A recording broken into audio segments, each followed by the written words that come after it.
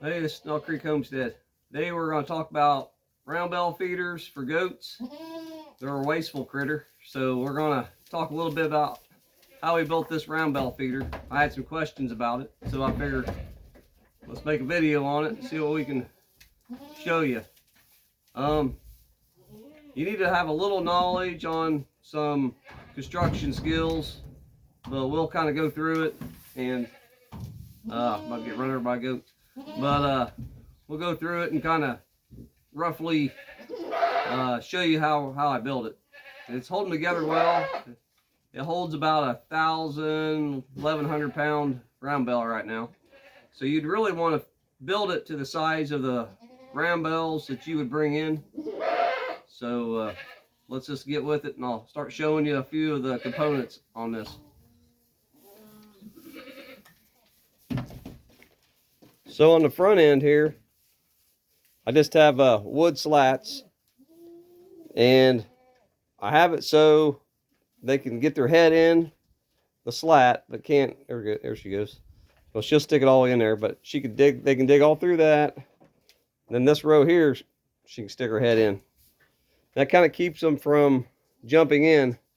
If you have to, you can add another row at the top, but this wall hinges. So this is not all wood. This is what we call goat panel or utility. Now, I think they call it utility panels now. It's about 3 by 3. So this is hinged at the bottom down here. We'll go out and look at another hay feeder that's empty right now. But it's all built out of 4 by 4s and treated 2 by 4s. Most everything's treated, but there's some things that's not.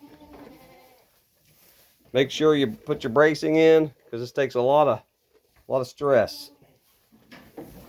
A good place for little kids to.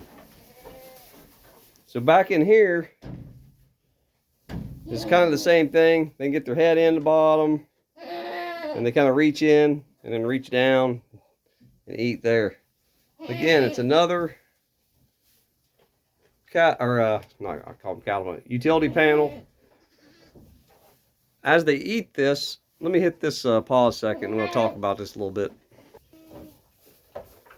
As they eat this, I put bungee cords, 2 bungee cords on the cattle panels. And they're hinged, and I put the bungee cord around the bell.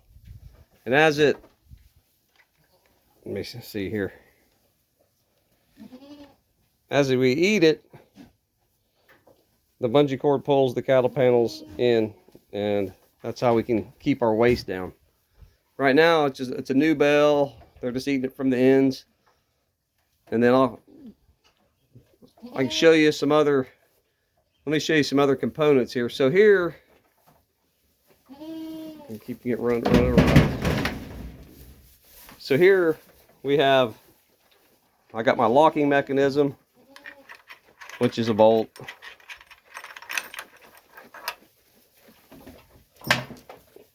And then I just put a piece of metal in here so we can make it adjustable. But I put dowel pins in the locator pins. If I can get these guys off this hay. Get back, get back, get back. Get. So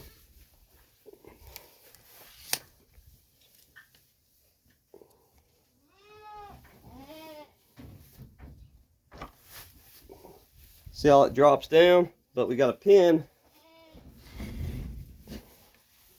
here. You can just cut a bolt off or what have you and weld it onto a plate and screw that plate on. And then you have another plate that the pin would go in. And that would keep them from tearing off the door here. And it needs not to be straight in. You need to have a slot, because when this door comes in, it comes in on a big radius. So over here I got kind of cheaper hinges, so they'll never hold up. So I did the same thing here. I got a pin and then a slotted piece of steel that these will fit in. And you can tell when it's already got the door is already, let me hit this. The door is already sagging. So what we got to do is pick it up high enough for that pin to get inside that slot. So then we got this pin in. Then we take our bolt and we thread it in. Now we're going to go out. I got another feeder. It's old, but it's outside, and I'll show you how I build it. This is an indoor feeder with no roof on it, as you've seen. This other one you're going to see is going to have I put a roof on it. Kind of keeps some of the heavy rain out. So we'll go check it out. So as we was talking about these panels coming in and closing up around the hay. So I made my own kind of hinging at the bottom. Just a little flat piece of steel with a couple holes in it. Screwed it in. Works pretty good. So again, we got that hinging going.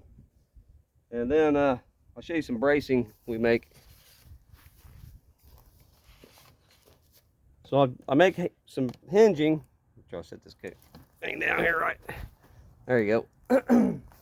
So I just got flat sheet metal at the in the barn there. I just buy a great big sheet of it, and then you just cut out whatever bracing you want. So it's thin, but it's steel, so it's rusting, but it'll never rust out. So I put plates on all corners and smashed the 4x4s together with the plates, and I put a lag bolt on the end to help pull it together. I'll show you the lag bolt here. There it is at the bottom of the screen there. Put that lag bolt in, and that kind of draws it together. You can see that here I went ahead and cut it into the 4x4. So I cut it in probably a ½ inch or 3/4 into the big uprights. That way it has a place to lay on top of it. And with the lag bolts pulling it together and the plates, that allows it to sit on there and sit solid. So this again will definitely, it holds 1,000 pounds at a time. Let's talk about the bracing inside here. So the bracing inside, I just sit the 4x4s on top of the main. I've got 4x4s on the bottom here. I have 2 of those, and then 2 running the opposite way.